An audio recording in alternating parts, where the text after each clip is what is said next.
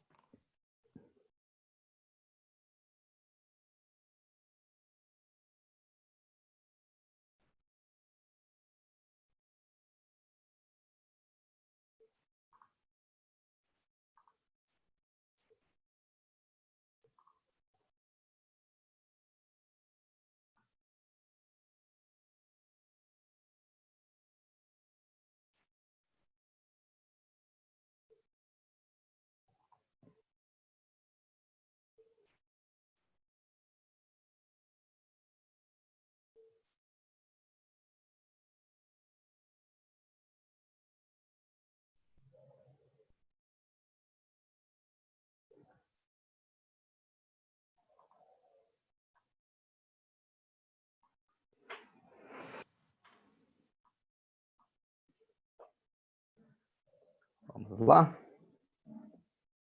Semana passada, nós fizemos até o início aqui, o finalzinho da página 10, paramos na situação de olhar a tarefa 9, falava do relevo e da hidrografia africana, e o último assunto aqui tratado era basicamente o Rift Valley, né? O videozinho estava bem ruinzinho, mas mostrava a formação do Rift e a separação do chifre africano num futuro próximo, nos próximos 100 milhões de anos, talvez separe do continente africano. Hoje, a aula vai da página 10 até a página 17, e a gente faz basicamente dois temas da África, o clima africano e a vegetação africana. Lembrando sempre, como foi na Europa, quando a gente for falar em clima e vegetação, sempre o clima, as características climáticas, dão origem a um tipo de vegetação. Então, só para lembrar de novo, quando eu tenho, por um exemplo, climas mais úmidos e mais quentes, a possibilidade de ter maior quantidade e maior tamanho de vegetação é sempre maior. Então, se eu estiver na África, algum lugar que é muito quente e que chove muito, possivelmente eu vou ter uma floresta muito grande, com grande diversidade de plantas, porque a grande quantidade de plantas se adaptam aos climas quentes e, obviamente, a grande quantidade de umidade, né? A chover o ano todo. Enquanto se eu tiver locais onde a chuva é pouquinha, então a quantidade de índice pluviométrico é baixa, e o clima é quente ou até mesmo muito frio, a quantidade de plantas que se adaptam a esses ambientes passa a ser menor. Então, se eu pegar as faixas de deserto, que é quente, que é favorável, porém, não tem água, e aí eu vou ter uma quantidade muito pequenininha de plantas que se adaptam, que vão ser algumas cactáceas, alguns tipos de arbustos apenas, em certos lugares nada, só areia mesmo, ou só pedra mesmo, tá? E aí, começamos com o clima, obviamente, para depois entender os tipos de vegetação que surgem em cada lugar. Classificamos o clima, depois a gente vai lá para a vegetação, tá? Então tá aqui. O continente africano possui uma grande diversidade de climas. Era de se prever por conta do seu tamanho de norte a sul. É um continente que ocupa um espaço muito grande. Então, eu vou ter terras muito perto do Equador e terras bastante distantes do Equador, tanto para cima quanto para baixo. E isso vai permitir que eles tenham aí uma grande variedade de climas diferentes, tá? Predominam as altas temperaturas, como era de se prever, uma área em que a linha do Equador passa quase ou praticamente no meio do continente, predominariam os climas mais quentes, próximos do Equador, tá? Então, a predominância é de temperaturas elevadas, influenciadas por vários fatores. Toda vez que eu falar de clima, dependendo do local onde está o país, por um exemplo, o território que eu estou falando, ele pode ser influenciado por uma série de fatores, tá? Alguns deles colocados aqui. Continentalidade. Se eu estiver na parte mais central do continente, essa tal de continentalidade vai fazer com que os locais, por estar distante de água, distante do oceano, por um exemplo, tenham características sólidas, diferentes. Se for aqui, muda um pouco, porque eu tenho uma bacia hidrográfica muito grande. Mas se for aqui, por exemplo, tudo muito sólido e distante dos corpos líquidos. Geralmente as temperaturas vão subir muito, porque tudo é muito sólido. Então, toda vez que eu tiver grande insolação, vai ficar bastante quente. Se tiver pouca insolação, a tendência é que a temperatura caia muito. Toda vez que eu estou falando de algo muito sólido, é como se eu estivesse falando do centro de uma grande cidade, né? Concreto, asfalto, construções, prédios, faz com que durante o dia, a hora que eu tenho grande insolação, esse processo, que pode ser comparado com a continentalidade, faz as temperaturas subirem. Tudo que é sólido acaba ganhando temperatura fácil e rápido por conta da sua característica física. Da mesma forma, quando cessa a fonte de calor, no caso de uma cidade, no período em que eu tenho o fim do dia, o início da noite, as temperaturas caem rapidamente. Nesses locais que são influenciados pela continentalidade, talvez eu tenha um verão muito quente, porque a insolação é grande, e o inverno mais rigoroso um pouco, bastante frio, por um exemplo. Tá? Vai ser nos extremos aqui que eu vou ter essa condição. Relevo. Vamos falar da influência do relevo. O relevo pode ter dois tipos de características, tá? A primeira, se ele for muito elevado, eu vou lembrar que quanto mais alto for um relevo, mais frio. Conforme eu me distancio, né, do nível do solo e vou subindo, a temperatura cai. Então, quanto mais alto for o relevo, nas áreas que nós falamos que tem montanhas no continente africano, na aula passada, a temperatura das partes mais altas das montanhas tende a ser menor, é frio e seco, que a umidade não chega até esses pontos mais altos, tá? E eles também podem fazer o papel que nós falamos na aula passada do Atlas, que dificulta a passagem de corpos hídricos em suspensão. As nuvens têm dificuldade de passar porque o relevo alto impede que ela passe. Então, de um lado da montanha chove, do outro não, porque a chuva não consegue passar por esse relevo elevado. E aí pode ficar uma área desértica, por um exemplo. Massas de ar, por onde elas passam, elas podem ter características quentes ou frias. No caso africano, predominam as massas quentes, massas de ar quente. Só no sul que eu vou ter influência da massa polar antártica. E aí, na África do Sul, por um exemplo, vai ter um inverno um pouco mais rigoroso por conta disso. Mas predominam as massas quentes, fazendo com que o continente seja a maior parte do tempo aquecido. Correntes marítimas também vão fazer algum tipo de influência, sempre por onde elas passam. Se forem quentes, fazem a temperatura ficar mais elevada e geralmente aumenta o volume de chuvas. Se elas forem frias, elas dificultam a formação de chuvas no continente, faz geralmente chover no oceano, e também deixam mais gelado. Essa massa aqui, essa corrente marítima, por exemplo, vai ser responsável por eu ter um deserto aqui, ó. Aqui tudo bem, quente pra caramba, perto do trópico, né? Aqui, ó, onde passa o trópico de Câncer aqui em cima, eu tenho um deserto grandão que é o Saara. Mas aqui embaixo, na Namíbia, eu tenho uma área desértica, que é o Kalahari, e uma área semiárida. E um dos motivos é que aqui passa uma corrente fria. E aí, todo o ar que está vindo aqui com umidade, ao entrar em contato com essa massa fria que vai estar estacionada aqui, por causa da corrente marítima gelada, faz chover no oceano e não deixa chover nessa região, formando um deserto aqui. Então, eu tenho diversos fatores que podem influenciar no tipo climático e nas características daqui a pouco da vegetação também, tá? Uma coisa importante de se falar, e de vez em quando é cobrado em prova, é falar que a África é atravessada na sua região central pela linha do Equador. Ela está aqui, ó. A linha do Equador passa basicamente no meio, dividindo a África praticamente em dois pedaços. Aqui a gente vai falar de um espelhamento dos climas. A gente vai falar que divide praticamente ao meio. Então, fala aqui, ó.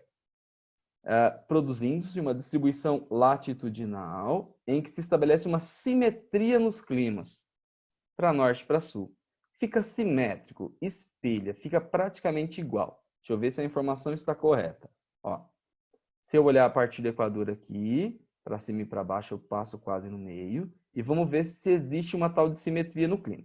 A partir do Equador, parte de cima, eu tenho clima equatorial, parte de baixo também. Subir aqui, clima tropical, aqui embaixo também. Subir aqui, semiárido, aqui embaixo também. Subir aqui, desértico, aqui também. Subir mais um pouco, passei o desértico, semiárido, aqui também tem. E subir aqui no final, eu tenho o Mediterrâneo aqui também. Então, existe um espelhamento. Os únicos que saem fora é esse cara aqui, que é o temperado, é só um cantinho aqui, e aqui que é o de montanha. Mas de resto, realmente existe um espelhamento, ó. Equatorial, tropical, semiárido, desértico e o Mediterrâneo, tanto para cima quanto para baixo. O clima africano, de lembrar das características da classificação, é um dos mais fáceis que existe, né? A partir do Equador eu consigo ir determinando esses tipos climáticos e não são tantos assim. Então é bem tranquilo de entender e de pensar no clima africano. E agora a gente passa a classificar cada um desses climas através das suas características. Ó. Os principais componentes que eu olho para definir um clima vão estar nesse gráfico aqui. Tá? Ele me mostra, obviamente vocês já sabem fazer a leitura de um climograma, já fizeram com a Europa e a gente agora faz com a África. As duas informações essenciais são chuvas, milímetros de chuva. Então aqui eu tenho de 0 até 140 milímetros todos os meses do ano. E eu tenho quanto chove em cada mês em milímetros. Então, para olhar as chuvas, eu olho as barrinhas. As barrinhas me mostram a quantidade de chuvas por mês. E aqui do outro lado, eu tenho a temperatura do ar. Então, aqui a temperatura, que está em graus Celsius, de 0, marca até 55 aqui. E eu olho a linha vermelha, que me mostra as temperaturas. Então, a partir da linha vermelha, eu consigo ver desse lado aqui quantos graus faz em cada mês. Aqui, esse número 1 é a cidade de Argel, capital da Argélia, está aqui a determinação dela, e o clima que ele está apontando que é aqui, a hora que eu olho, é o clima mediterrâneo. Então, essa informação serve para essa parte mais ao norte, aqui, perto do Mediterrâneo, e para esse pedacinho aqui embaixo, que também é clima mediterrâneo. Características. Chuva primeiro. Os volumes de chuvas mais intensos vão ocorrer nos meses, ó, onde está mais chuvoso? Novembro e dezembro. Outubro chove bastante, janeiro e fevereiro até março chove bastante. Então vamos lá. De outubro a março, eu tenho os maiores volumes de chuva. E isso vai fazer com que eu tenha a classificação de clima que ele está chamando de Mediterrâneo, que é a mesma característica de quando nós olhamos o clima mediterrâneo europeu. As chuvas estão concentradas no período do inverno. Lembrando que aqui eu estou olhando a linha do Equador, tudo que tiver para cima, hemisfério norte, tudo que tiver para baixo, hemisfério sul. Lembrando que hemisfério norte e hemisfério sul invertem as estações do ano. Então, se aqui é verão, aqui embaixo é inverno, tá? E vice-versa. Então, quando eu olho o hemisfério norte, é sempre o contrário das estações do ano que eu tenho aqui no Brasil, que está no hemisfério sul. Então, o inverno lá na Argélia acontece no meio do ano. Desculpa, no fim do ano, enquanto o nosso é no meio do ano. O nosso verão é no fim do ano, o deles é no final e no começo do ano. Então, 23 de dezembro, aqui, para eles, no hemisfério norte, começa o inverno. Percebam que os meses de inverno são aqueles que mais chovem.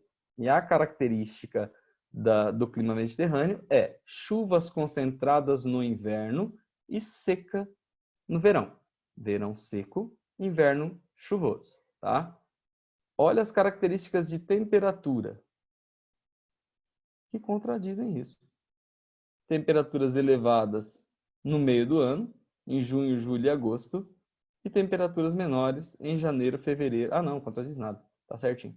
Verão mais quente, aqui, ó, junho, julho, agosto, temperaturas que chegam lá perto da casa dos 25 graus, igual nós temos aqui no Brasil, praticamente.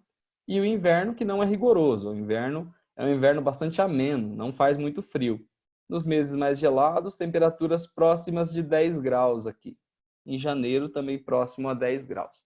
Invernos pouco rigorosos, porém bastante chuvosos. Verão quente e seco, formando a característica do meu clima mediterrâneo. Aqui embaixo vai ter a mesma característica, só que como está no hemisfério sul, só inverte o momento da chuva. As estações do ano são invertidas, né? Então, aqui embaixo, as chuvas vão concentrar aqui e aqui, e a temperatura sobe no final do ano e começo do ano. E aqui vai ser o inverno igual ao nosso, a temperatura vai cair e os índices de chuva vão subir, tá? Essas são as minhas características do clima que eu estou chamando aí de mediterrâneo. Então, tá aqui as características, que não fala no nosso texto, e fala o seguinte: porções pequenas do norte e do sul da África são dominadas por climas subtropicais. Entre esses climas subtropicais, o que nós estamos falando agora é o clima mediterrâneo. Mediterrâneo de verão quente, no norte do Marrocos, Argélia, Tunísia, e também em uma pequena porção ao norte da Líbia, e também um pouquinho lá no sul da África, como a gente olhou, tá?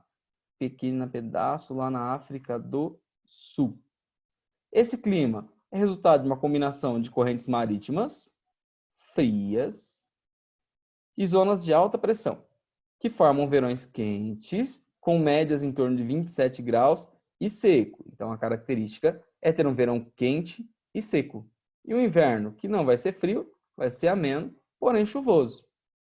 Precipitação pequena, 100 milímetros. Os invernos são brandos, então não são rigorosos, com médias acima de 10 graus e são úmidos, com chuvas chegando aqui a 700 milímetros de precipitação. Então, de novo, para findar esse clima mediterrâneo, principais características é de ter um inverno que não é rigoroso, porém é chuvoso, que é uma contradição. A maior parte dos climas que a gente olhar, sempre o verão chuvoso e o inverno quente. Tá? Esse é o mais comum. O clima mediterrâneo inverte essa lógica. O inverno não é rigoroso e é chuvoso. O verão é bem quente, porém é seco. Verões secos. Tá? Mediterrâneo feito. O mais fácil de olhar é o clima desértico. Então, esse amarelo aqui é clima desértico. Pedacinho aqui do chifre da África também é clima desértico. E aqui embaixo, principalmente na Namíbia, eu tenho também um clima desértico. Tá aqui o amarelinho com clima desértico. Toda vez que eu falar de deserto, eu vou estar falando de uma coisa e muitas vezes as pessoas confundem ao falar de deserto, tá? Todo mundo que pensa em deserto pensa sempre em muito calor, de fazer temperaturas elevadíssimas, e também pensa que tem areia. Nem todos os desertos são cobertos de areia, tem muitos desertos que são pedregosos, como o da Namíbia, que tem pouca areia, e também tem desertos gelados. Então, a característica de um deserto não é necessariamente ser quente e seco, que é o que eu estou acostumado. Como aqui. Se eu pensar nessa região, se eu pensar aqui no deserto do Saara, eu vou pensar geralmente em muita areia, dunas de areia e temperaturas elevadíssimas. Eu tenho que tomar cuidado, primeiro, com a temperatura elevadíssima, porque vai existir uma grande variação térmica nesses locais, porque é tudo sólido, vai ganhar um monte de temperatura durante o dia e vai perder um monte de temperatura durante a noite. Então, se vocês estiverem no Saara, provavelmente durante o dia vocês peguem um calor que pode passar facilmente dos 40 graus, chegar próximo dos 50 graus, e durante a noite talvez vocês vão passar frio. Vocês vão ter que se proteger do frio que pode chegar. Em alguns momentos a temperatura já chegou a zero no deserto do Saara, tá? De tanto que a temperatura cai durante a noite por ser tudo sólido e perder temperatura, tá? E existem desertos gelados, como se eu falar em partes da Patagônia, no fim lá da Argentina e do Chile, eu tenho um desertinho ali. A classificação de um deserto é sempre pela pluviosidade.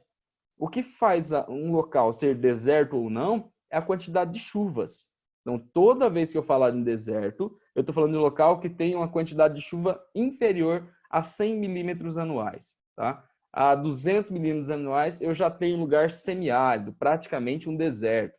Então, as chuvas escassas é o que classificam os desertos, não necessariamente a temperatura. No caso aqui, vamos ver o caso do mais famoso e maior deserto do planeta, que é o deserto do Saara. Uma faixa gigantesca da África é desértica e é o mais famoso do mundo. As características aqui, pega um pedacinho da Líbia e vai falar para mim as características, e eu consigo ver aqui, ó. Pluviosidade. Praticamente não existe chuva.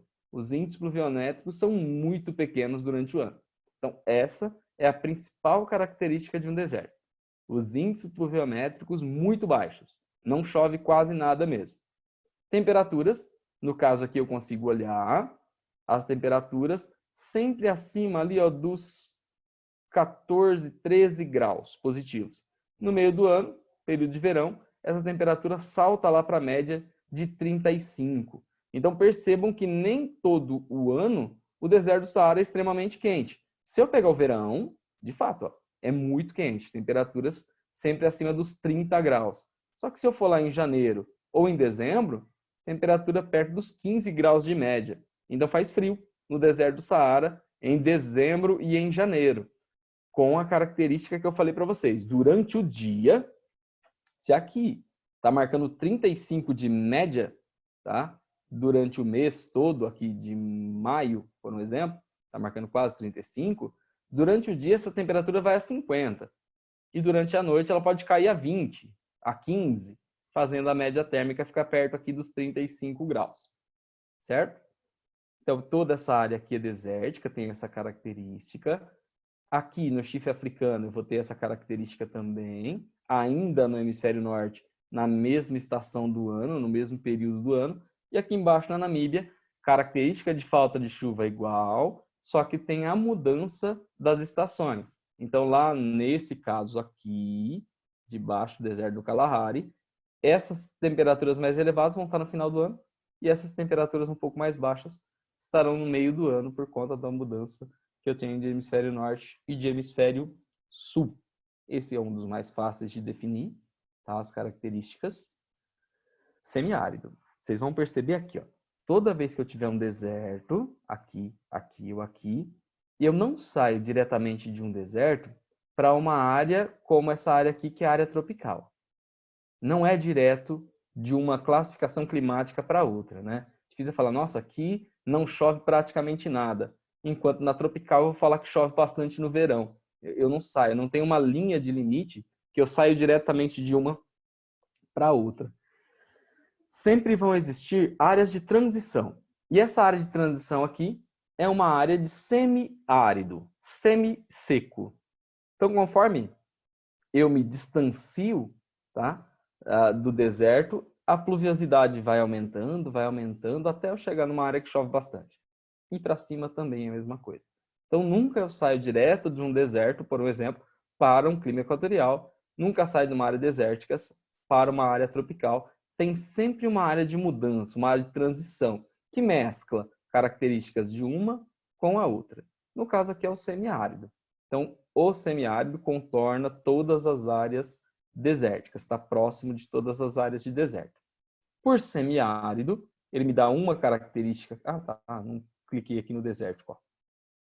Clima desértico, tropical e subtropical, quente, é detectado no norte e sudoeste do continente, mais especificamente do Saara aqui em cima, e o Kalahari ou deserto da Namíbia lá embaixo. As temperaturas são altíssimas durante o dia, podem chegar a 50 graus, e frias durante a noite, alcançando temperaturas negativas em algumas situações. A média anual de precipitação não passa aqui dos 300 milímetros, chove pouquíssimo mesmo, isso aqui no ano inteiro. A pouca precipitação e a amplitude térmica diária, que é essa diferença de temperaturas altas e baixas durante o dia, devem-se à baixa umidade encontrada nessas localidades. é tudo sólido, por isso tem essas características, tá?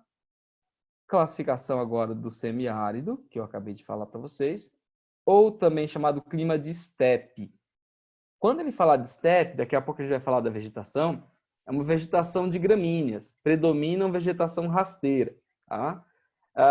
Vai aparecer vegetação de menor porte, como a rasteira, em locais que chovem pouco. Se chover mais em climas quentes como aqui, vai ficando maior. Vai surgir, por um exemplo, a savana, e se chover bastante, até mesmo as florestas. Quando eu tenho essa transição, chove, mas ainda chove pouco. Então, a característica principal é de formar uma vegetação de gramíneáceas. Vegetação herbácea vai predominar nesses locais aí. O que vai ser um problema, porque eu estou perto do deserto e as sociedades que vão se acumular aqui vão acabar usando demais essa frágil constituição de ecossistema, essas gramíneas, essa vegetação herbácea, para a criação de rebanhos ou para a agricultura, o que vai fazer com que esse ambiente frágil aumente a desertificação. Então, muitas vezes não seria um deserto, mas pelo uso excessivo da pastagem para o pisoteio dos animais ou para a agricultura, vai ficando cada vez mais seco e acaba aumentando a faixa de deserto. Acaba gerando um processo de desertificação nessas áreas aí. Tá?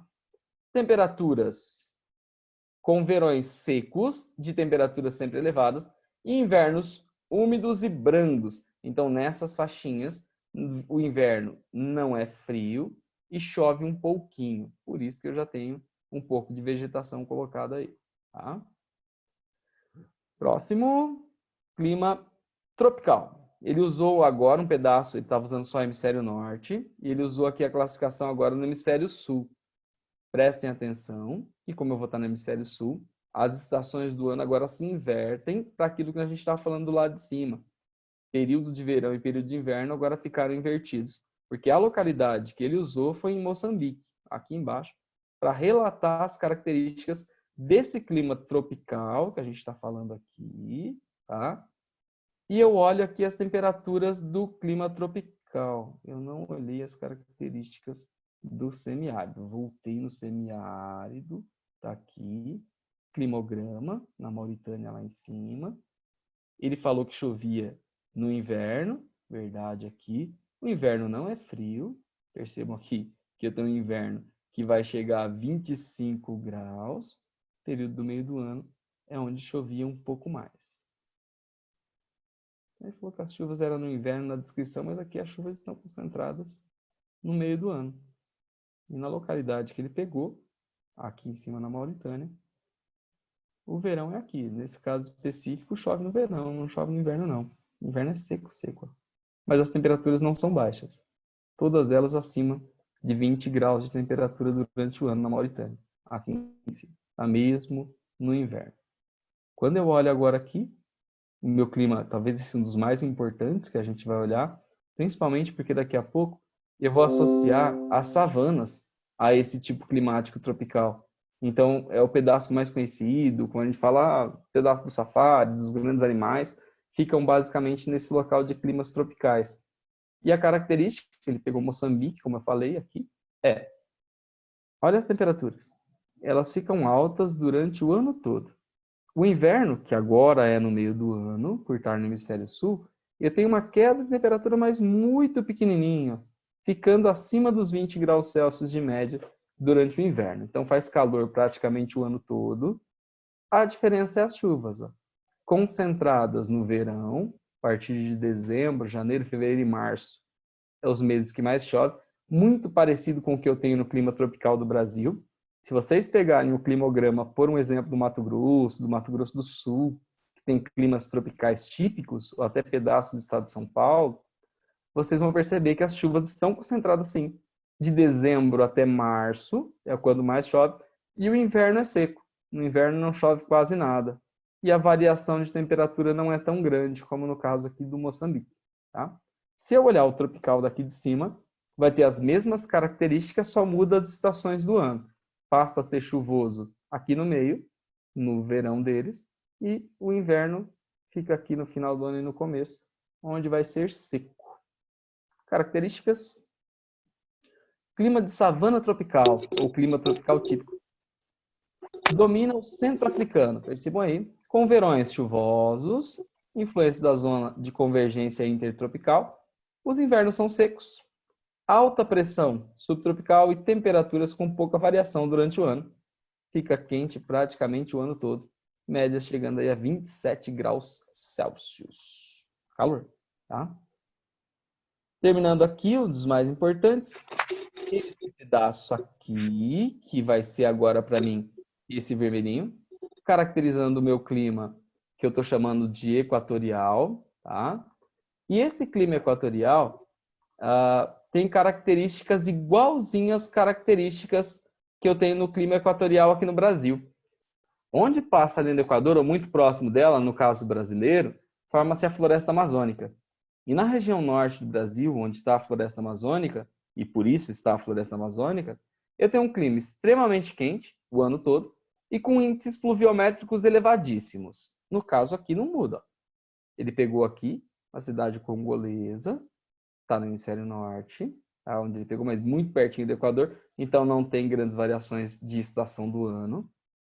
Temperatura se mantém praticamente igual o ano todo, igual se vocês forem a Manaus hoje, por exemplo, vocês pegam característica assim, temperatura independente de verão e de inverno, de estação do ano, de mês do ano, é praticamente igual. Aqui sempre acima aí dos 23, 24 graus, perto dos 25 graus o ano todo. Índices pluviométricos que são altos o ano todo. Ó. Até tem um inverno menos chuvoso e um verão onde chove um pouquinho mais. Mas a distribuição das chuvas é elevada o ano inteiro. Chove bastante o ano todo. Com essa combinação de muita chuva e muito calor, essa região aqui vai ter uma floresta gigante, que vai ser a floresta do Congo, principalmente, a maior parte vai ficar aqui no Congo, no antigo Congo belga. E nesse caso, é uma floresta muito, muito, muito parecida com a nossa floresta amazônica. Mesmas características climáticas, deu origem ao mesmo tipo e o mesmo padrão de floresta, tipo de floresta, muitas vezes com as mesmas espécies, inclusive. Tá? Faltando ainda as exceções, esse pedaço aqui, que ele não colocou climograma para eu olhar, mas é o clima que ele está classificando como temperado. Climas temperados, geralmente, vão ter 4 estações do ano bem definidas. Vamos ver se é o caso desse daqui.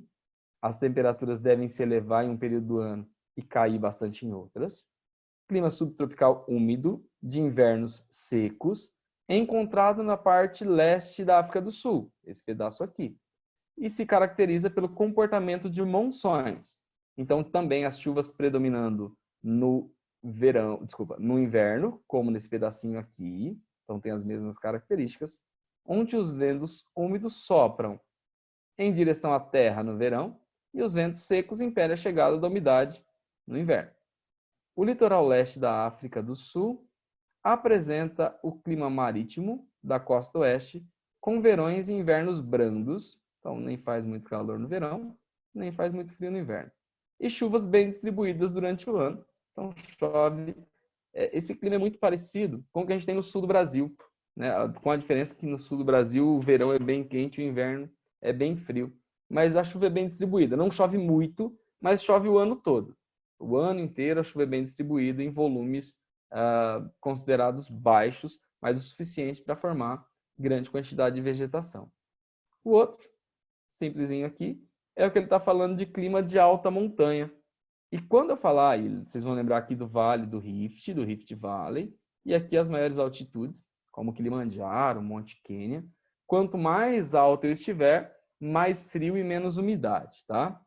Clima de montanha, por ser encontrado nas partes mais elevadas da África, como o Planalto da Etiópia e os montes Mitumba. A altitude mantém o clima com baixas temperaturas e baixa precipitação devido à falta de condensação.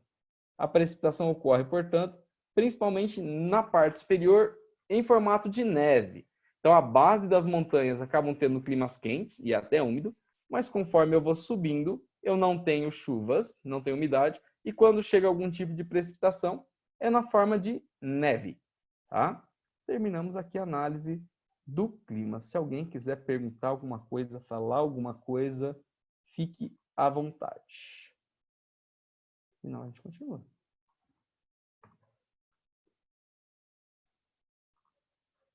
Então, vamos lá. Vou tentar abrir aqui um videozinho, vou fazer diferente.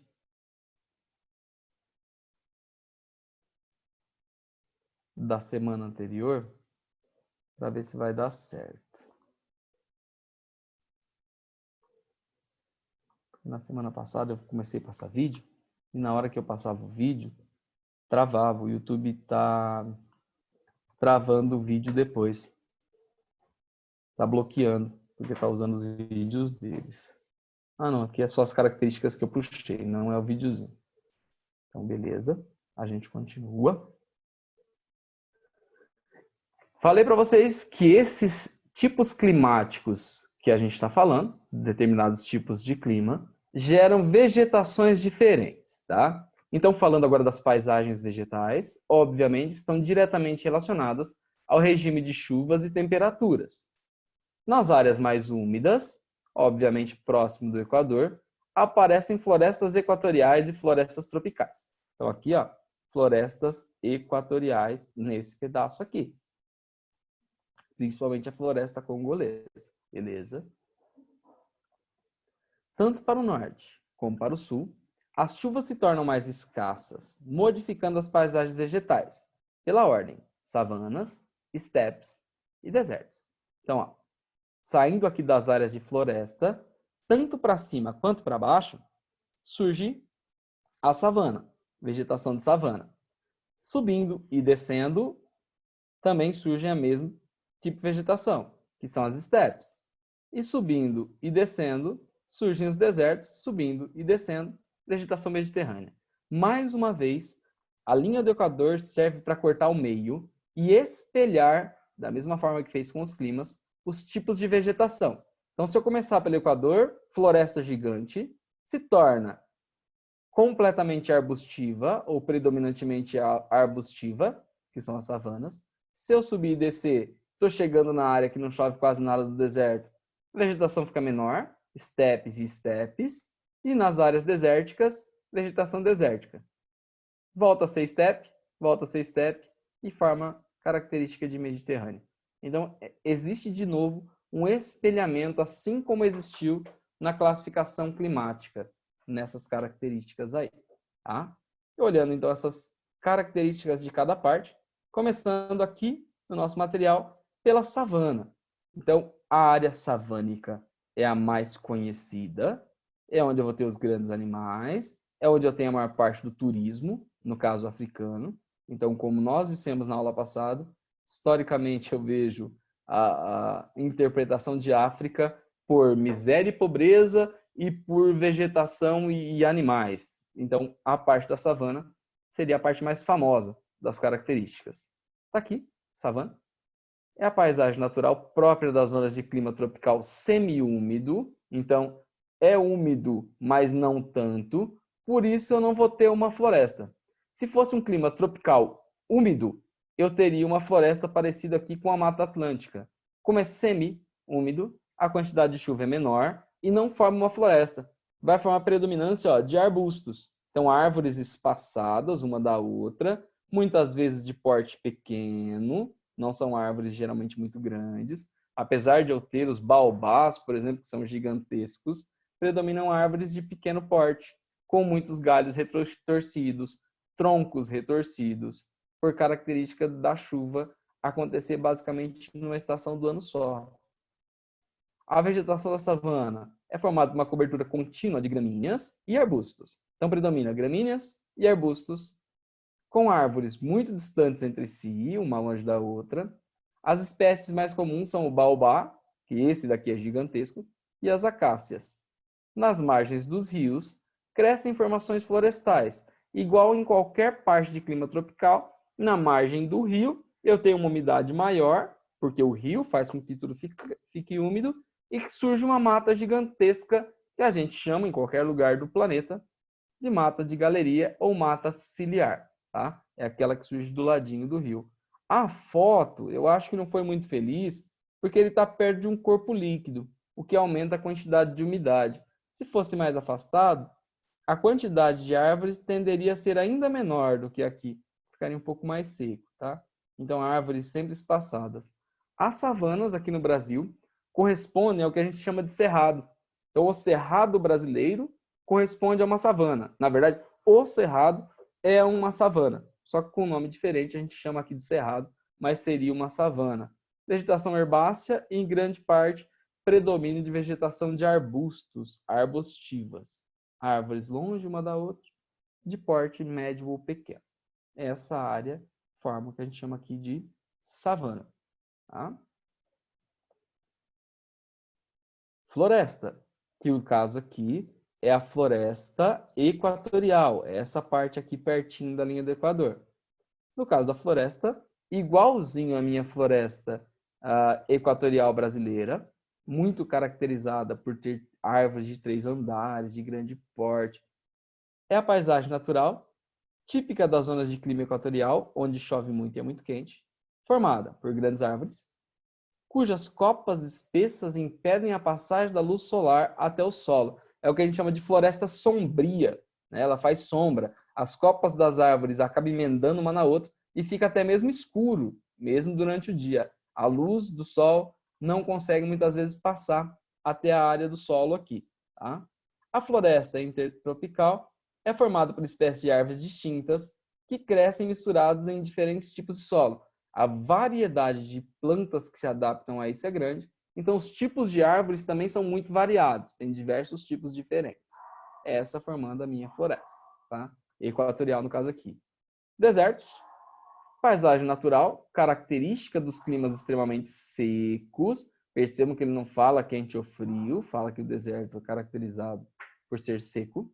A vegetação nos desertos é praticamente inexistente. Em algumas partes, limita-se a pequenos arbustos, matagais adaptados à aridez. E eu vou ter as exceções. Se eu tiver um surgimento de água, aqui um afloramento de água, eu vou ter um oásis, por um exemplo. Então, onde surgir a água, cresce vegetação. Os oásis, de fato, existem e são locais que crescem tamareiras, crescem vários tipos de plantas diferentes. Tá? Mas a maior parte do deserto é classificado e caracterizado por praticamente não ter vegetação. Nem sempre é arenoso. Perceba que esse daqui, ó, ele está mais compacto, não tem aquelas dunas de areia que eu estou acostumado na foto que foi pega aqui. Então, eu tenho áreas desérticas, aqui, que é o maior, deserto do Saara, pedacinho aqui no chifre africano, e aqui embaixo, o do Kalahari, lá na Namíbia, que é também o mais conhecido. Então, esses dois seriam os maiores, Saara e Kalahari. Desci.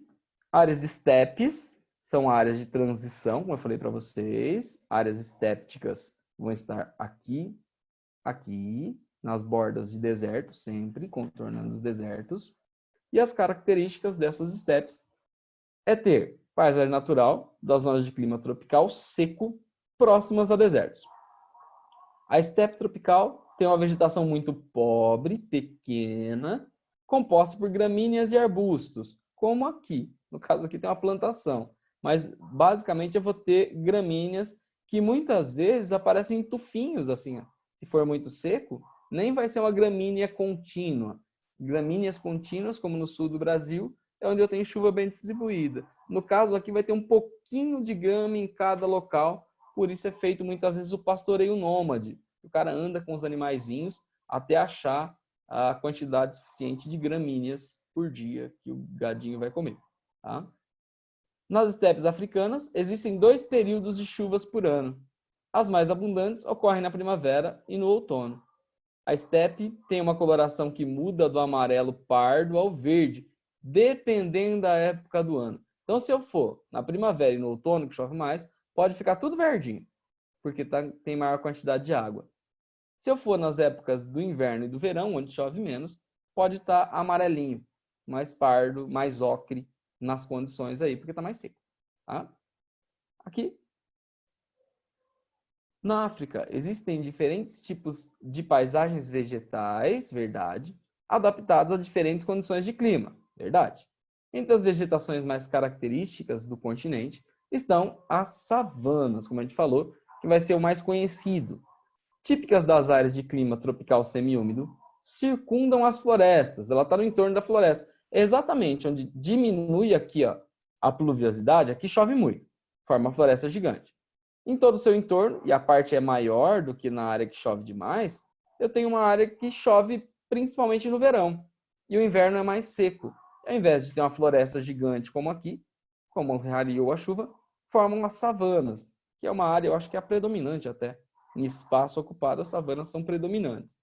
É o tipo de vegetação que predomina no continente. Árvores esparsas e arbustos recobrem esses espaços e são o habitat, e por isso são muito famosos também, dos grandes mamíferos africanos. Então é uma região onde o pessoal vai fazer safari e visitar os grandes animais, como as girafas, elefantes, zebras, hipopótamos, rinocerontes, leões e os outros todos de menor porte, dividem esse espaço todo aí, vivem por aí. Áreas de preservação surgiram com o passar do tempo, né? Eu tenho uma história triste da savana africana, historicamente com os safaris, como eu acabei de falar, para abater animais. Hoje, a maior parte dos safaris, obviamente, não são feitas para abater animais, apesar de ainda existir de forma ilegal esse tipo de caçada, e são feitas para visitação dos animais. Então, surgiram as áreas de observação dos animais, que são os meus parques ecológicos. Então, tem vários parques ecológicos de recuperação dessa fauna, de preservação, de proliferação de algumas espécies, algumas delas que até mesmo estavam entrando em extinção por conta da grande quantidade de abate. Alguns famosos são, esse daqui eu não conhecia, que é o Parque Nacional de Pilanesberg, é na África do Sul também, e talvez o mais famoso da África do Sul é o Parque Nacional Kruger. Esse é muito famoso mesmo. Ele fala aqui que o Parque Nacional de Pilanesberg é um parque extremamente antigo. Então, tem resquícios lá de convivência do homem com os animais desde as idades da pedra e do ferro. Então, eu tenho ali civilização antiga que convivia com os animais dessa região e se transformou numa reserva gigantesca que tem mais de 7.000 tipos de animais hoje em dia. Dúvidas quanto à vegetação? Alguém? Tá tudo bem? Agora sim, vou tentar exibir para vocês o Parque Nacional Kruger. Um pedacinho, se der certo aqui o que eu vou tentar fazer. Eu vou tentar abrir direto no YouTube para ver se ele não corta a gente, se ele não censura, tá? Então eu vou tentar abrir aqui o site e tentar ir direto pelo YouTube e compartilhar com vocês.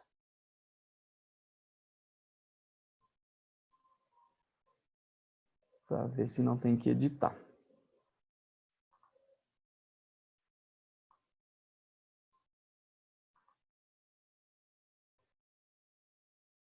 Deixa eu mudar o compartilhamento de tela para vocês verem a minha tela.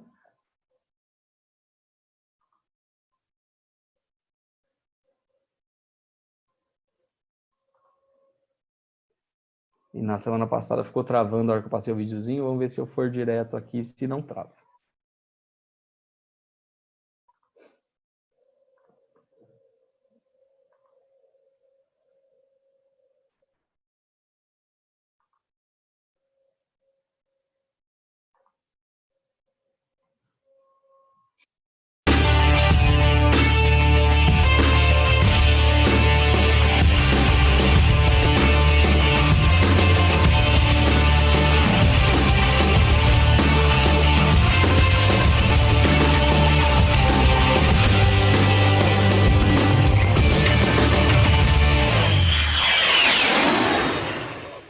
Olá pessoal, tudo bem?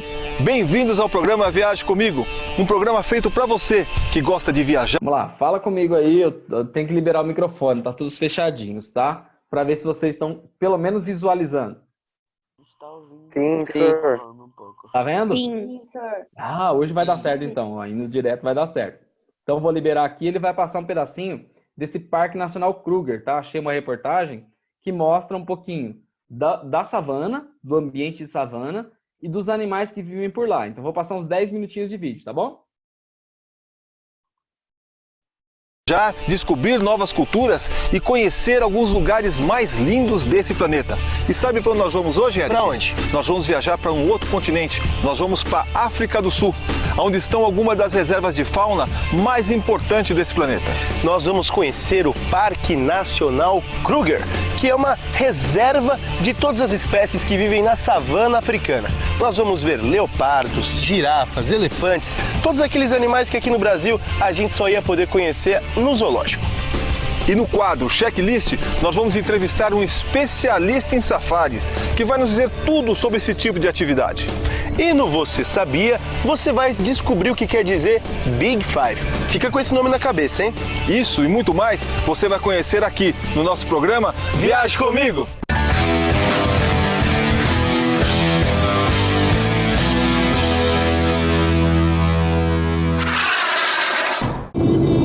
Pela música você já percebeu onde nós estamos, né?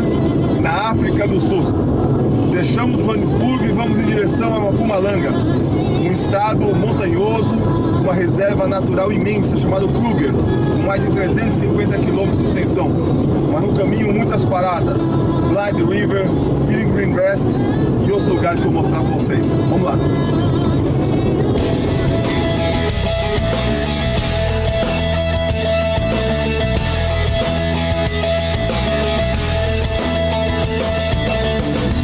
O caminho entre Joanesburgo e o Parque Nacional Kruger é cortado pela cadeia montanhosa de Drakensberg. A estrada que atravessa essas montanhas de norte a sul é conhecida como Rota Panorâmica. Aí, ó. Uma das coisas que ele está mostrando é que nós falamos que lá no sul da África tinha a cadeia de Drakensberg, inclusive na África do Sul. Eles estão passando por essa cadeia, então percebam que não é tão elevada, mas é uma cadeia de grandes dimensões, com grande quantidade de montanhas, tá? E o que vocês estão vendo no entorno aí, conforme ele vai passando na estrada, é basicamente a minha vegetação de savana. Predominam arbustos para todo lado e poucas árvores. No entorno dos rios, mata de galeria, já surge uma florestinha. Oferece ao visitante paisagens cinematográficas.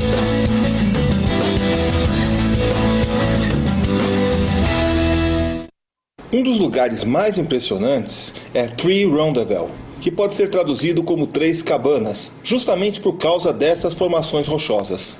Dos pontos de observação, você pode ter uma vista de 180 graus de mais de 30 quilômetros de vale.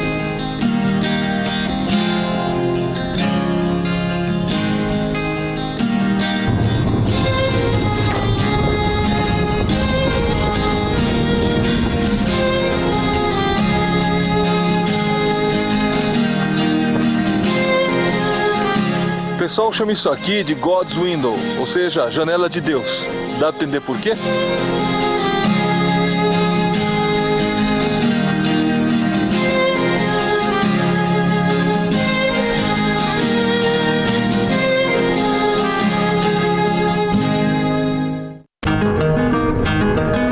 Das inúmeras vilas cortadas pela rota panorâmica, nenhuma é tão pitoresca como a Pilgrim Rest.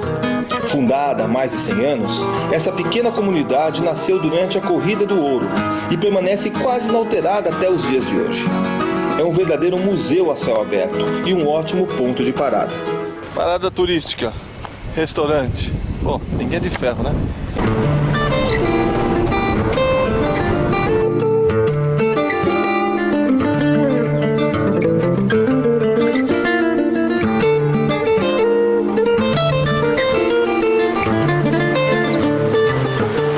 Esse cânion, essas formações rochosas, são formadas pelas águas do Blind River. Blind quer dizer feliz, alegre. É como todo mundo fica quando vem aqui.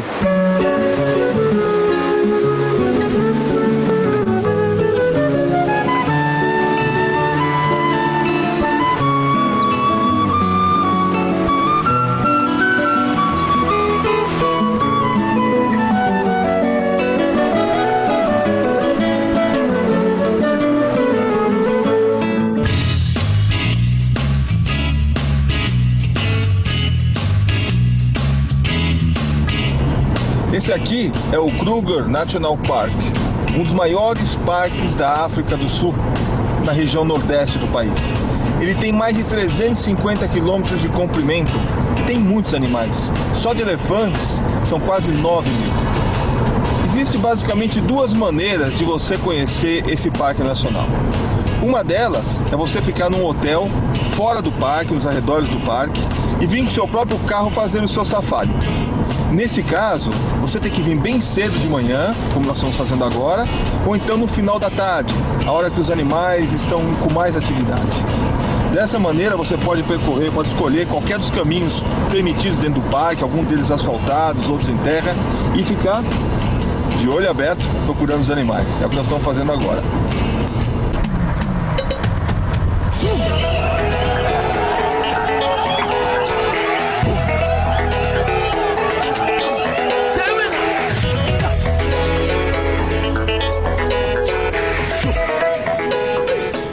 Big Five.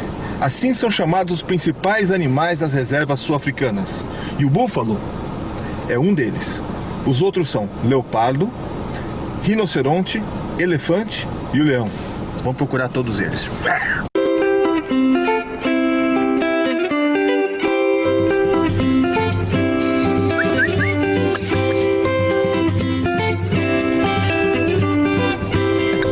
Do ladinho da gente, o segundo dos Big Five, ó, o rinoceronte. Um filhote ainda, dá uma olhada.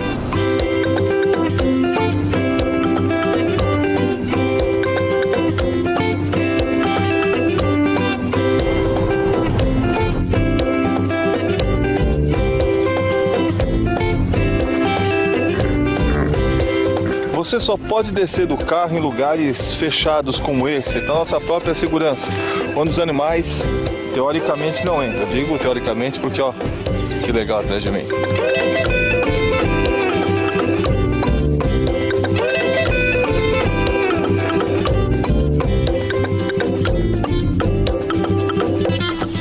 É uma girafa. Não faz parte dos Big Five, mas devia ser incluída. Muito grande.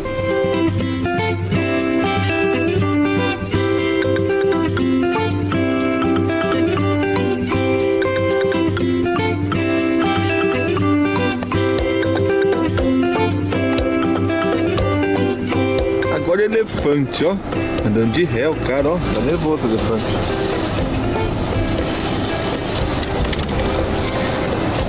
Vocês estão vendo isso, cara? Dois elefantes brigando ali do ladinho do carro. Só aqui mesmo, Canyon Kruger.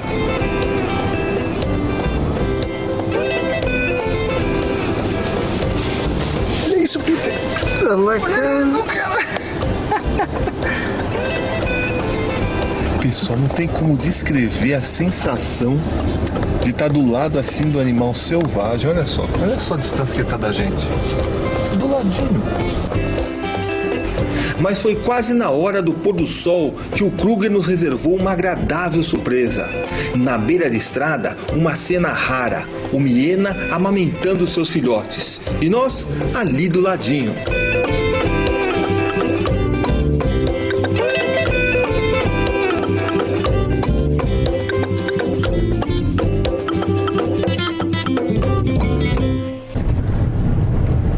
Uma outra maneira de conhecer a região do Kruger é ficando em lodges dentro de reservas privadas ao redor do parque. Aqui você tem um pouco mais de conforto, exclusividade e os safaris são feitos em carros próprios, sempre acompanhados de guias e de rangers. Eles conhecem bem a fauna e a flora local, então sua chance de ver animais e saber mais sobre eles aumenta. O dia amanheceu, hora de outro safari. A gente está num carro próprio, mais alto para poder enxergar por cima das árvores, né? Na frente do carro vai um tracker, um rastreador, procurando os animais, vendo a trilha que eles deixaram. E vai acompanhado por um guia armado, um ranger, que além de nos proteger, ele passa todas as informações sobre os animais que a gente está procurando, que está vendo. É bacana, muito legal.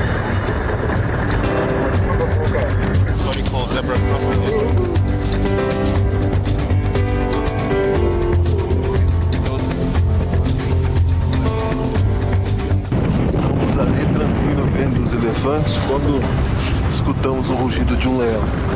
aqui próximo, eles vão tentar achar. Olha lá, o outro carro já viu o leão.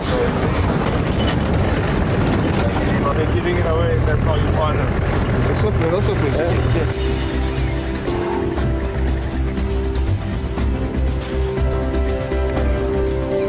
O que mais me impressionou foi a passividade do leão diante da nossa presença.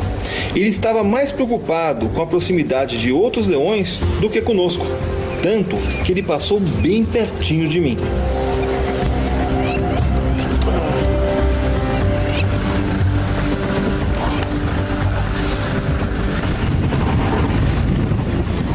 Outro momento emocionante foi quando os rastreadores encontraram a trilha de um leopardo.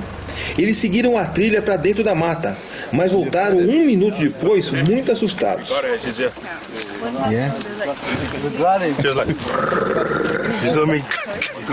Eles acharam um leopardo com 2 filhotes ali no mato. Tá assustado, não é qualquer um não. O guia então manobrou o carro e se aproximou dos leopardos com muito cuidado. Afinal, eles estavam se alimentando. O incrível é que a gente fica aqui pertinho, do lado dela. Eu tô a 2 metros dela e ela não se incomoda com a nossa presença. Já valeu, né? Já valeu, né? Ao entardecer, o guia nos informou que a mãe leopardo iria guardar a caça em cima de uma árvore para protegê-la de predadores. Nós resolvemos acompanhá-la.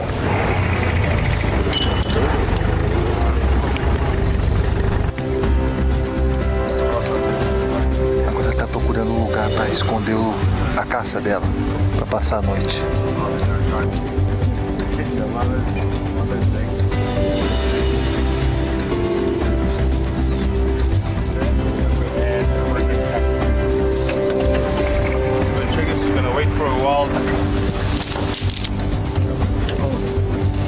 Está escurecendo e ela está levando a caça mais longe do que a gente imaginava. Vamos tentar segui-la para ver até onde ela vai. Lá em cima da montanha. Já estava bem escuro quando ela escolheu a árvore ideal para guardar o alimento. E numa demonstração de força e habilidade, levou a caça até os galhos mais altos.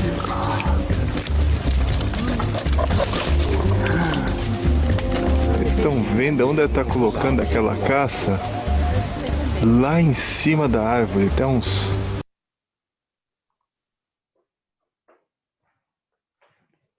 Bom, deu para ver, né? As características bonitinhas. Se quiserem falar comigo agora é a hora. Quando a gente vai começar a fazer exercícios, tá? Deu para ver também as características principais da savana, do local de savana e os tipos de vegetação que tem por lá, tá? Querem falar alguma coisa? Tá todo mundo bem? Tudo bem. Tudo bem? Tudo certo? Tá. O vídeo não travou dessa vez, né? O vídeo tava uns 2 Não. FPS, mas tava bom. Pra mim mais ou menos que tava travando. Travava Mas um o áudio pouquinho. tava bom, o áudio dava pra ouvir. Tá. Beleza. Mas melhor do que travar total igual no outro que eu baixei e passei. Então vou fazer assim quando eu precisar passar videozinho para vocês, de passar direto o compartilhamento do YouTube mesmo, tá? Vamos lá. Voltando então para a apostila, a gente tem os exercícios para resolver.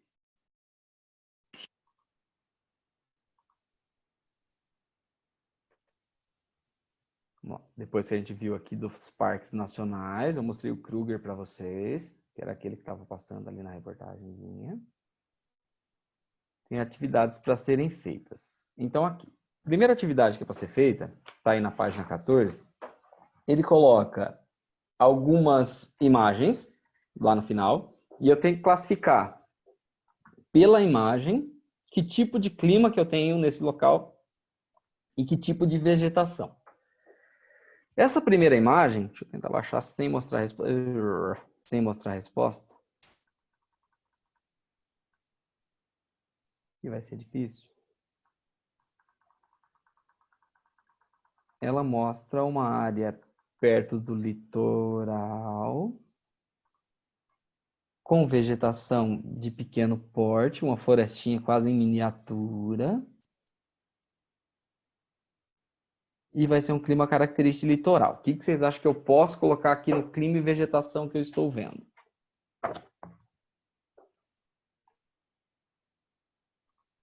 Alguém me ajuda a classificar isso daí? Nas Clima pontinhas. Mediterrâneo. Eu também acho que vai ser clima mediterrâneo com vegetação mediterrânea, é isso? Sim. É isso mesmo aí. Essa parte do litoral, com os dois pedacinhos lá em cima e lá embaixo. Clima mediterrâneo com vegetação mediterrânea. Então, vai ser fácil eu sempre identificar o tipo de vegetação e classificar o tipo de clima, né? A próxima imagem.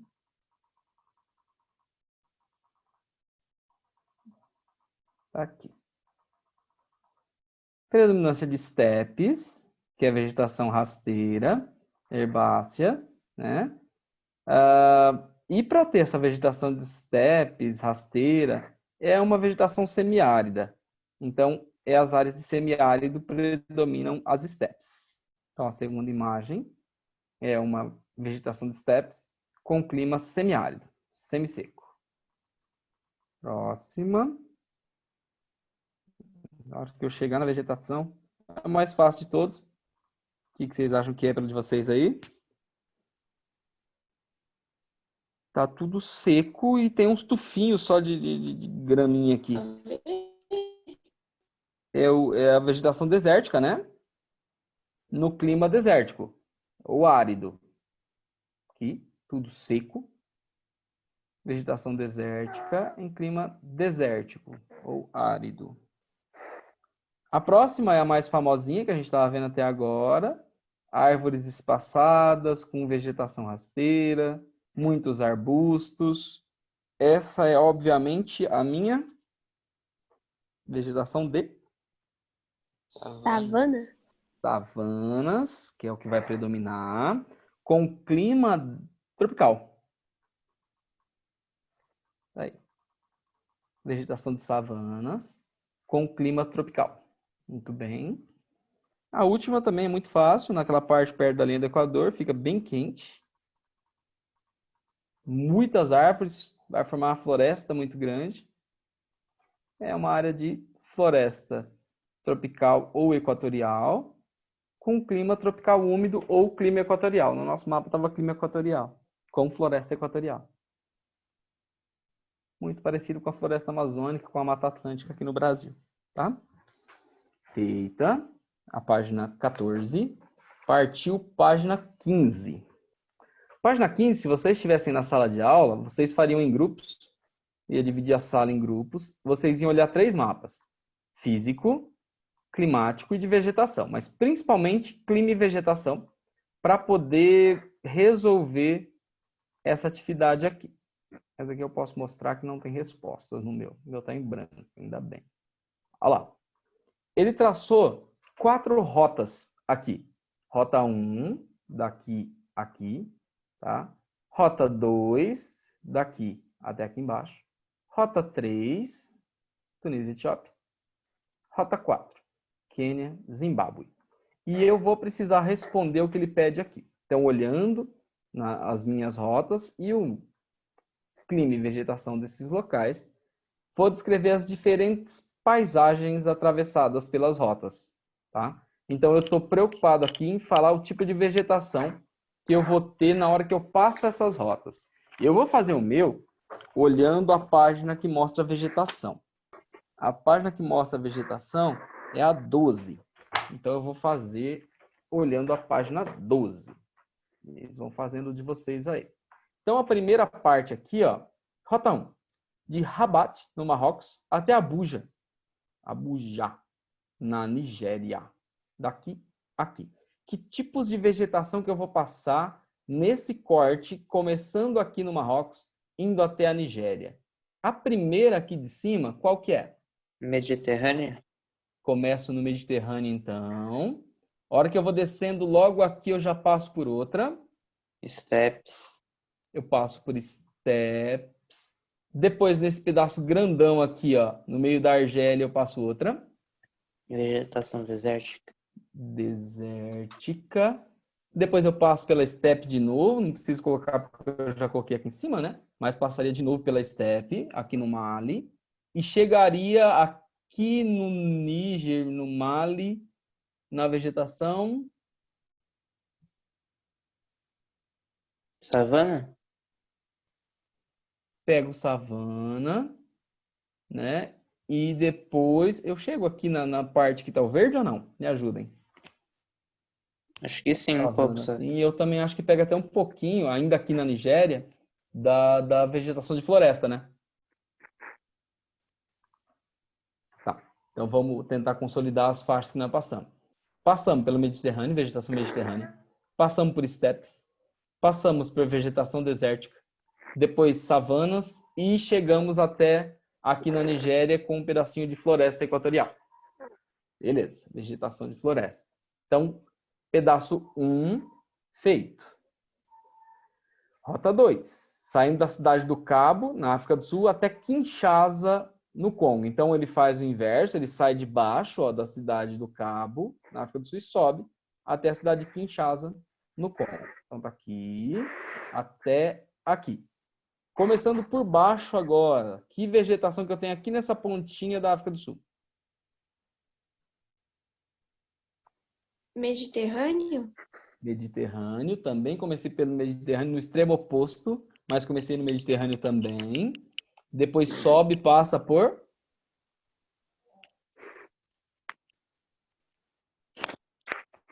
Step, Arthur. Tem que soltar o microfone aí, Arthur. Se estiver falando. Na verdade é steppes, depois deserto. Passa aqui, depois passa um pedacinho de deserto, né? Então, passou Mediterrâneo, passou steppes e passou desértica. Voltaria na steppe, não preciso colocar que eu já coloquei. Pegaria um pedaço grande desse amarelinho, que é a Savana. savana. E a hora que eu chegar aqui no Congo, em Kinshasa, eu tô no verdinho de novo, que é uma floresta equatorial, é isso?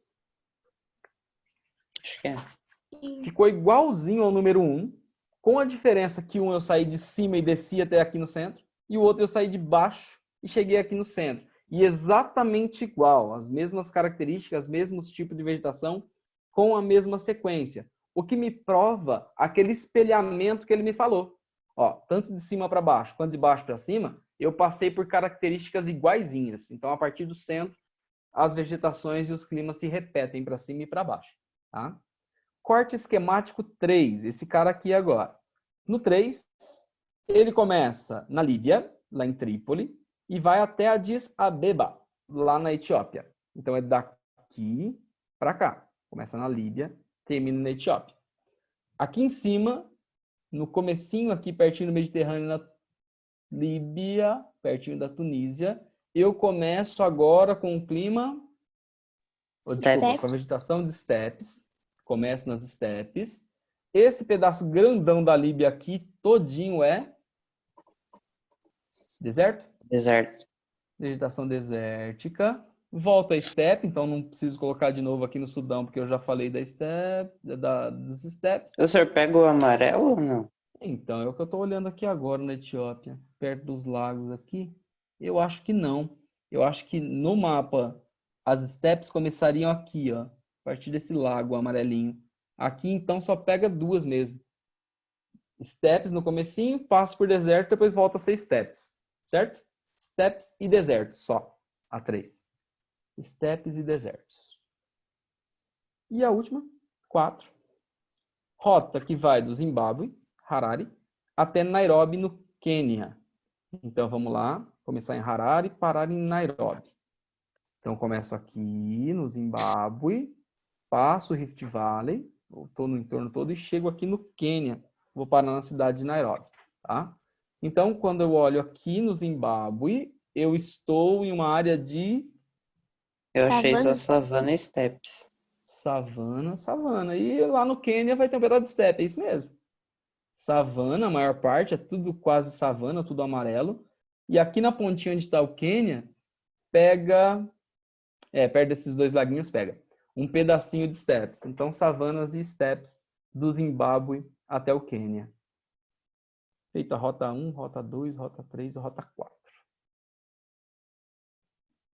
tivesse na sala, cada grupo ia fazer um tipo, depois vocês iam compartilhar, ia gastar uma aula inteira para vocês conversar sobre isso. Como vocês iam enrolar. Feito? Continuemos, então. Ampliando os saberes. Vamos falar do Lago Chad. É um dos lagos que a gente viu na aula passada e falava que era um lago de drenagem endorreica, drenagem para dentro. Percebam que ó, ele fica nessa parte central, aqui já é deserto, tá? E ele é abastecido por essa bacia hidrográfica aqui. Ó. Então tem dois rios principais que abastecem o Lago Chad e a água não vai para o oceano. Então ela permanece aqui. Então as águas descem e se concentram no Lago Chad. Então o rio Chari é o principal, a gente até olhou, e o rio Lagoni sobe aqui também e despeja água no Chad. E está falando aqui da lenta agonia do Lago Chad. O Lago Chad vem secando com o passar do tempo. Então vamos ver um pouquinho dessa história do Lago Chad e do que está acontecendo com ele, tá? Essa é a reportagem que tem aí para vocês. Vamos falar aqui. O Lago Chad está localizado na borda meridional do Saara, parte de baixo do deserto do Saara. Aqui é o deserto do Saara, o Lago Chad está logo abaixo, tá? Uma região de transição que daqui a pouquinho a gente vai chamar de Sahel. Ou já falamos do Sahel, acho que eu até falei dessa região do Sahel com vocês. Local para onde convergem as fronteiras de 4 países. Então, o Lago Chad está pertinho da fronteira de 4 países, tá? Níger, Chad, Nigéria e Camarões. Níger, Chad, Nigéria e aqui embaixo, Camarões. É um lago de água doce com profundidades inferiores a 7 metros. Então, é um lago raso, o que prejudica ainda mais ele, porque quanto mais raso a lâmina d'água, maior os índices de evaporação. Numa área muito quente, ele evapora muito. Tá? Cerca de 90% das águas que o abastecem vem do rio Chari, que é o principal rio que vai compor o lago Chad. E de seu afluente, o Logone, esse daqui. Que aqui está como Lagone e aqui Logone no texto, já não sei o que é certo. Cujas nascentes situam-se nas regiões montanhosas da República Centro-Africana. Assim, é fundamentalmente da parte meridional, da parte de baixo, que o lago recebe a maioria dos fluxos hídricos que o alimentam, já que as partes norte, situadas nas áreas de semiárido do Sahel, contribui apenas com volumes pouco expressivos de água originária de rios temporários. É deserto ou semideserto, ó, riozinhos temporários, as linhas tracejadas que chegam até aqui. Grandes variações sazonais do volume de água em lagos são comuns, mas ao longo das últimas décadas, a extensão do Lago Chad diminuiu drasticamente. Então aqui, nas últimas décadas, é colocado um problema sério que esse lago está simplesmente secando, ele está sumindo. Tá? No início da década de 60, 1960, sua área era de aproximadamente 25 mil quilômetros quadrados. Superfície se reduziu a 4 mil quilômetros quadrados em 2001. De 25 mil quilômetros veio para 4. Hoje o antigo Grande Lago não é senão um pântano coberto parcialmente por vegetação. A persistente sangria hídrica da superfície lacustre é resultado de secas recorrentes. Então, uma das coisas que é colocada como motivadoras para secar o lago, olha só a diferença. Anos 60, ele era desse tamanho aqui. Já nos anos 70, ele já estava desse tamanho aqui. Olha só os anos 80, final dos anos 80, o que tinha de água de verdade. Final dos anos 90, 2007. Então, sobra quase nada disso daqui, sobra isso daqui de água e vegetação que cobriu as partes úmidas aqui. Tá? Então, praticamente desapareceu nos anos 2000. Primeiro motivador, secas. A região sofreu com secas recorrentes, que afetaram especialmente a borda setentrional do lago, onde os agricultores tradicionalmente cultivavam solos úmidos quando há o recuo das águas durante a estação seca. Nas últimas décadas, as chuvas da região diminuíram 40%. Então, redução de 40% das chuvas é um dos fatores que motivou, verdade. Mas o desgaste ecológico é também consequência das práticas agrícolas e pastoris da população que vive no seu entorno. Então, fora a redução das chuvas, eu ainda tenho práticas agrícolas e de pastoreio que vai ajudar a secar o lago. Nos últimos 50 anos, essa população mais do que dobrou. Problema sério. A população aumentou no entorno de um lago que era frágil, atingindo 25 milhões de pessoas que se acumulam no entorno desse lago gigantesco. 25 milhões de pessoas. É mais gente do que eu tenho na Grande São Paulo, tá? Paralelamente, o uso da irrigação quase que quadruplicou. Então, fora o lago estar secando, e realmente eu tenho menos chuvas nesse período, eu ainda tenho um uso excessivo da água. Retiro a água para fazer irrigação das lavouras e para abastecer esses 25 milhões de pessoas, tá? Dessa forma, vai piorar a condição para responder às necessidades alimentares de um efetivo demográfico cada vez mais numeroso. Além disso, foram desenvolvidos pelos países ribeirinhos outros projetos hidráulicos, inclusive colocando hidrelétrica para poder gerar energia. Aumento também da pesca. Então, tudo isso vai colaborar com a redução do nível da água desse rio. Pesquisadores americanos, apoiando-se em imagens de satélites e dados climáticos, analisaram o processo e comprovaram o peso de fatores naturais e humanos, tá? Causadores do ressecamento do lago. Então, eu tenho os dois fatores ao mesmo tempo. Natural, redução das chuvas, naturalmente, e os fatores de peso humano ali do pastoreio e de agricultura.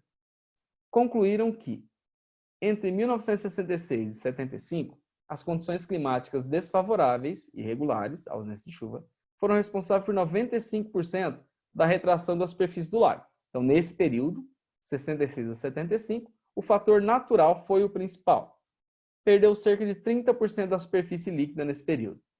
Entre os anos de 83 e 94, o aumento das áreas irrigadas, aqui já é uma atividade humana, provocou um recuo de 50% do lago.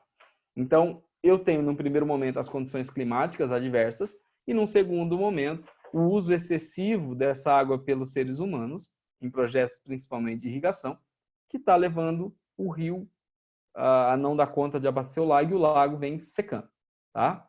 Então, aqui eu vou tentar olhar um pouquinho também que fala do lago Chad e depois a gente faz a tarefa 10 que fala dele também. Deixa eu só tentar abrir agora aqui, rapidamente.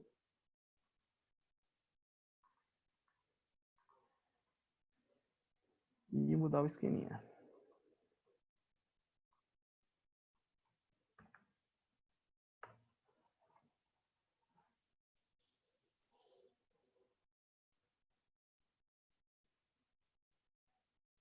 Agora já não deu.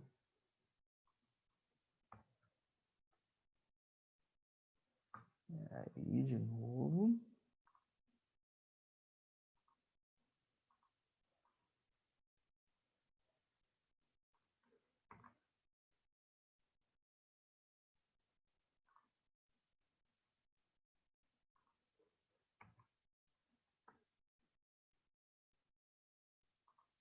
Agora já não deu, não. Nem sempre eu copio lá e dá certo. Mas a gente vai aqui e eu coloco.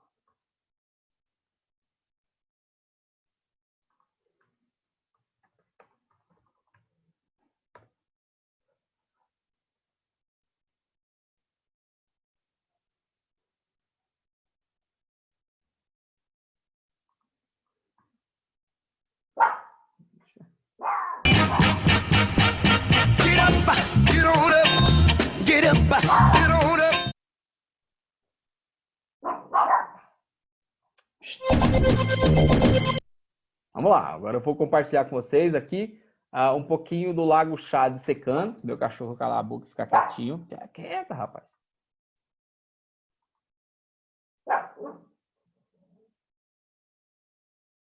Vamos lá.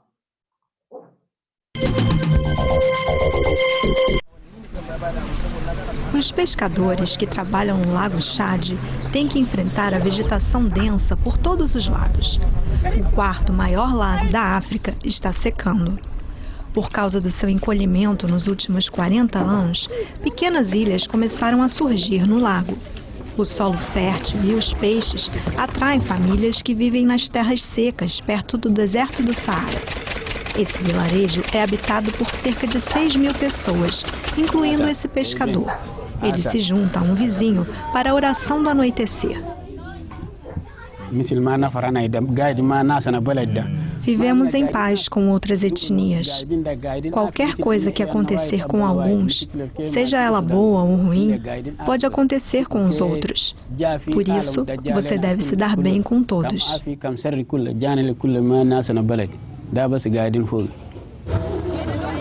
O lago se mostra cada vez mais raso. A população das novas ilhas quadruplicou, enquanto os recursos disponíveis estão desaparecendo. Para evitar a pesca em excesso, o governo determinou um tamanho mínimo para a malha que pode ser usada nas redes. Para a população que vende o que pesca para mercados da região, está cada vez mais difícil encontrar peixes. As tempestades deste ano tornaram as coisas ainda mais difíceis.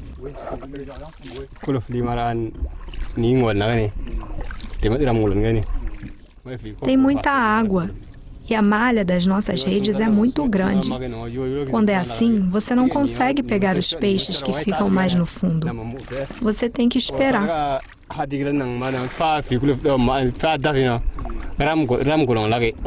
Omar e os companheiros vão voltar para casa com as mãos vazias. Apesar de terem redes melhores, outros pescadores que eles encontraram pelo caminho também não conseguiram um bom resultado.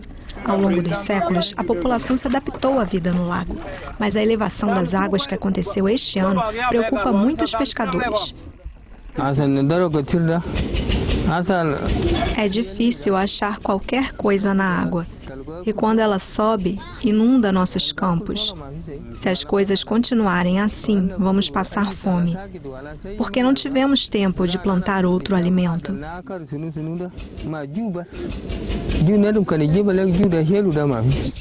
Alguns diques foram construídos para evitar inundações, mas a longo prazo, essas comunidades vão enfrentar o problema oposto.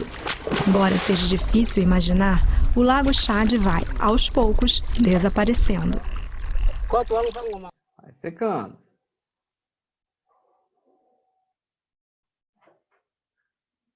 Esse da BBC falando também, tem um minutinho.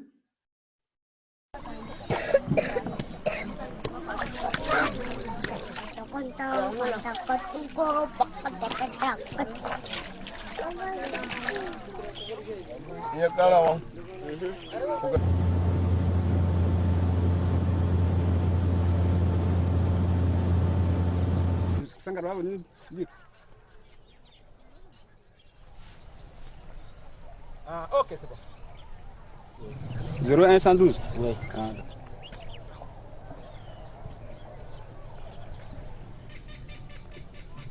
Dans tout le bassin versant du lac Tchad, les pluies sont devenues rares. Maintenant, il y a au Tchad, par exemple, il y a le Chari et le Logoun qui se trouvent à N'Djamena.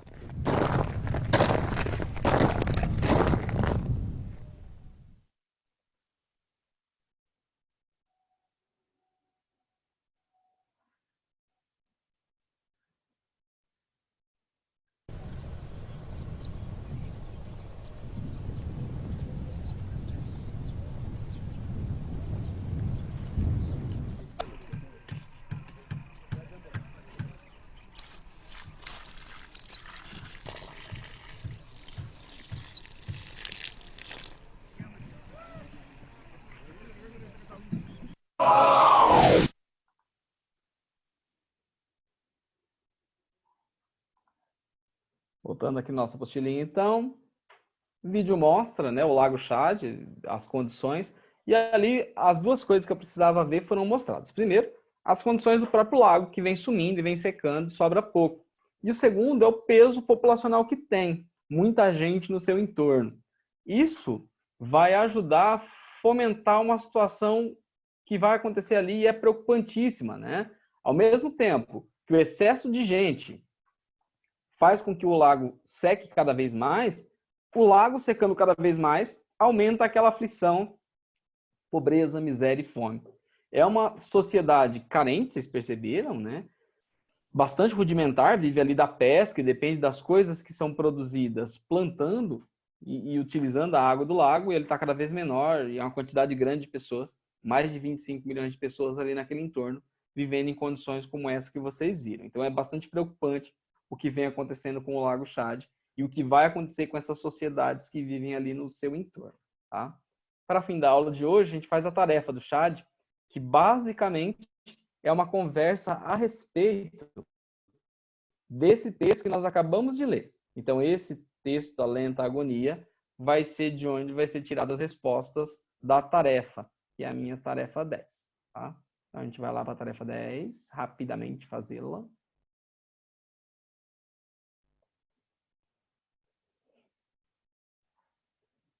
Demora um pouquinho, mas vai carregar aqui para mim.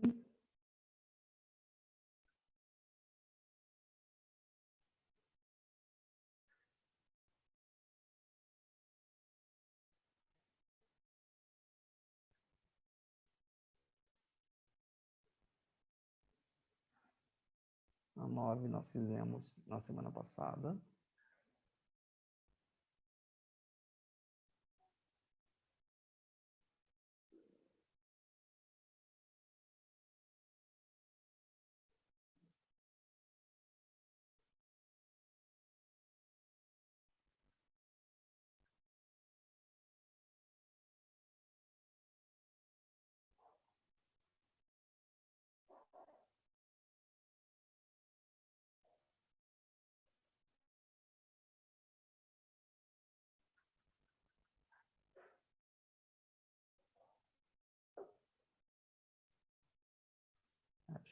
Isso.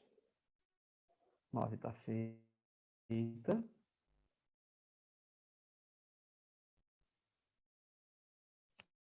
Vamos fazer a 10. Lá na página 71. Aí, chegou. Inclusive, é uma tarefa net. Vamos lá. Faça a leitura do texto, A Lenta Agonia do Lago, já fizemos. Página 16 e 17, tá? E responda as questões. Vamos lá. Primeiro, qual é a localização do Lago Chad? Onde ele fica? Então, olhando lá no meu mapinha, eu teria que descrever a localização. O que eu poderia colocar? Tem várias formas de descrever isso daí. O senhor poderia colocar que ele está mais centralizado entre a Nigéria e Níger? Posso colocar na parte central, entre a Nigéria e o Níger. Posso colocar na parte mais ao norte. Posso colocar aí, ó, na parte superior, perto do Saara.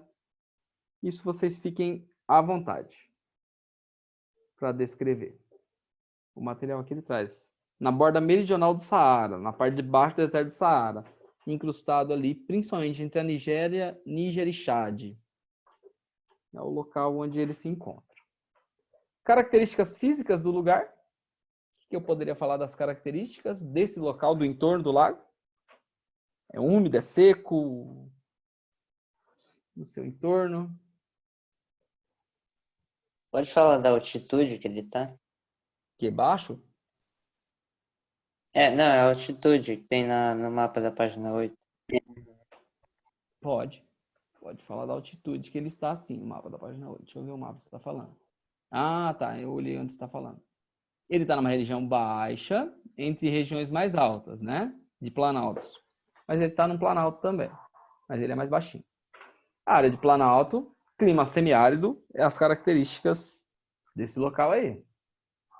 Destaque para o clima, que é semiárido, é quase seco mesmo. Terceira, grande problema apontado no texto, essa aqui seria fácil de responder. O grande problema é que ele está secando. Tá perdendo volume, né? Tanto por características do clima, quanto pela grande utilização das suas águas e ter um monte de gente lá. Redução da área, que era de 25 mil quilômetros, virou 4 mil quilômetros só. Segundo o texto, as causas do problema, já falamos. Obviamente, redução das chuvas. Eu tenho um problema climático, reduzir o volume de chuvas. E também tem um problema humano. Muita gente praticando agricultura e criando animais na região do lago está fazendo com que ele reduza o volume.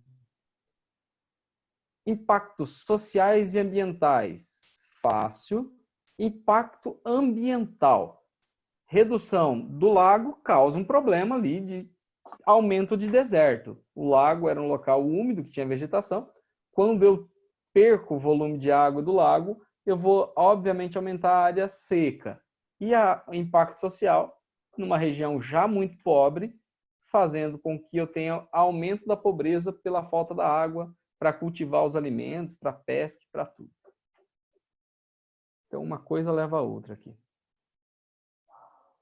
O texto fala em uma solução, até fala, eu não cheguei a ler com vocês lá no finalzinho, ele fala de fazer a transposição de um rio da República Centro-Africana, que é bastante úmida, e eu faria ali 300 quilômetros de um canal artificial para poder ligar esse rio da República Centro-Africana até abastecer o rio Chari, que vai abastecer o Lago Chad.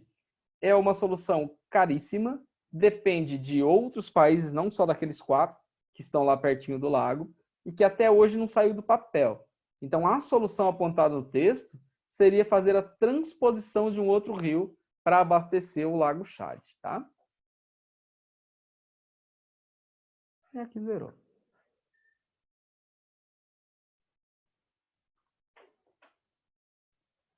Dúvidas? Tudo bem? Querem colocar Tudo alguma certo, coisa? senhor. Tudo certo. Foi fácil a atividade da semana passada, os exercícios? Não. Foi. Difícil? Foi fácil, né? Ó, o dessa Foi semana... fácil, é difícil. A dessa semana tá fácil também. E são só 5 questões essa semana. 5 atividades, 5 exercícios. Tem a parte boa e a parte ruim, né? A parte boa é que é fácil fazer 5 questões só. Parte ruim é que cada questão vale 2. Errou uma, tirou 8. Errou 2, tirou 6. Né? Então, tentem fazer já hoje. Fala só de vegetação e de clima. Tá bem tranquilinho. Pega a apostilinha que vocês conseguem fazer numa boa. Tá? Então, se vocês não tiverem perguntas, não quiserem falar nada, por hoje é só, pessoal. Vocês podem tomar um cafezinho e até a próxima aula que começa às 10 de vocês, né? Tchau, senhor. Tchau, tchau. Tchau, senhor. Até mais, Tchau, tchau. senhor. Obrigada Falou. pela piada. Eu que agradeço.